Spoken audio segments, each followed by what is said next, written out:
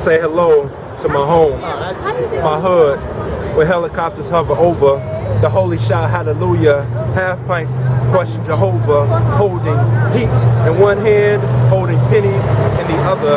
The pennies held holes, no heroes, they said we hopeless. Our heroes turn hypocrites, like the haters of hip-hop who complain but won't buy quality albums when they drop. Would probably hate on this poet if this poet ever went pop. Wouldn't know who was shot if this poet ever went pop. So say hello to the bad guy who really ain't bad, but when the bad think it's good, then the good must think it's bad. Just separate themselves from the ones who are bad in real life. I mean, them poets who never even respect the mic till they step their ass on stage. Never study E.E. Cummings, so their poems suck on page, while KP speaks of longevity. When it comes to my destiny, it was written. This is more than me just spitting. I'm recycling the talent that God has already given. Did I mention my purpose? Say hello to my home, my hood, where we scribble in scripts described by other scribes. Dr. Asante said we should never call them tribes, because the meaning to the place where we left our pride.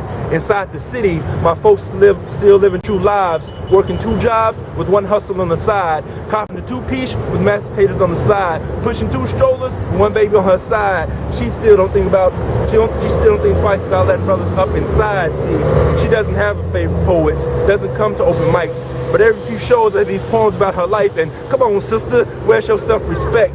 Her self-respect is in our poems. It's just that our poems are in the wrong place. Our messages are dislocated from the masses in our communities, disconnected. So good Johnson from Infitain live and direct out here in front of Franklin City Hall, Philadelphia, standing here with the good brother, the poet, Mr. Christopher K.P. Brown.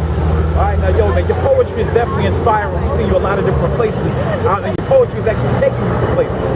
What's some places that you've been, like, you know, outside of just Philadelphia? I mean, I've been in New York probably 3 times this year. It's February, so I've been in New York 3 times this year so far.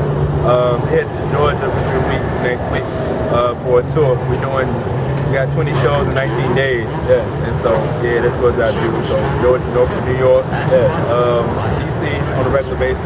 Okay. I get to Baltimore on a regular basis. All right, now I hear about the movement, the 2 pens and what, Lent? 2 pens and Lent. Okay, now can you tell us a little bit about that 2 pens and Lent movement? 2 pens and Lent and Poetry 24/7. 2 pens and Lent is the umbrella company. We have Poetry 24/7 as well, which keeps track of all the spoken word events going on in DC, Philly, Baltimore, all of Georgia right now. We're about to start New York and New Jersey by March when we get back off this tour.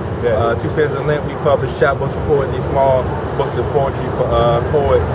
That's the thing that's kept us going for the last 3 years. You know what I mean? And so what we really try to do is open up poetry to like make it a nationwide thing where poets are a household name, you know what I mean? And so like that's what we do. I work every day. I'm working like 60 hours a week on poetry. Not just writing, but you know, as a company, as a business. So.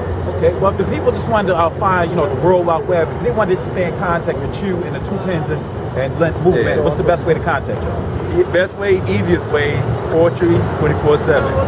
Poetry all day, every day. So Poetry247.com. Poetry part is easy to remember. I gotta remember it's 24/7. So Poetry247.com. Poetry247.com.